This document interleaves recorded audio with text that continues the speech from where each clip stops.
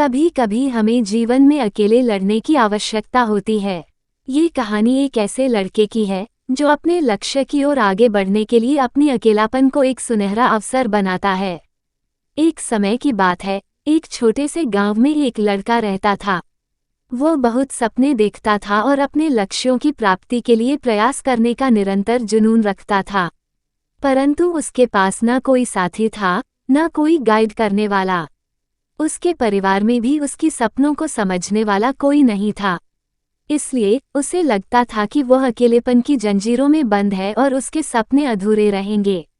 फिर भी उसने निरंतर मेहनत की और अपनी आत्मविश्वास की आवाज को बुलंद किया।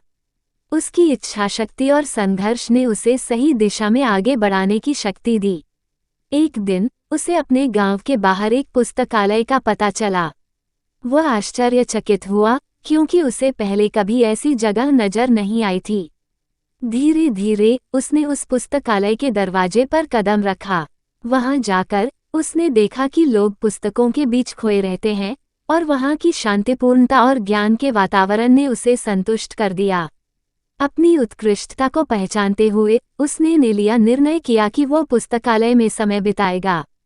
धीरे धीरे वो पुस्तकालय की विभिन्न किताबों को पढ़ने लगा और नई दुनिया की खोज में निकल पड़ा।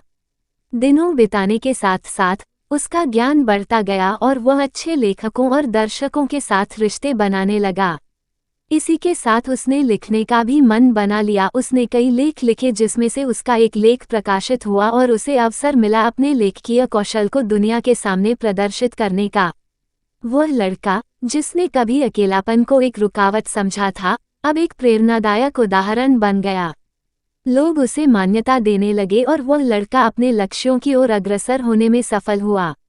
इस कहानी से हमें ये सीख मिलती है कि अकेलापन को एक सुनहरा अवसर बनाने के लिए हमें संघर्ष करना चाहिए। हमारी संयमितता, समर्पण और मेहनत हमें अपने लक्ष्यों की प्राप्ति की ओर आगे बढ़ा सकती हैं।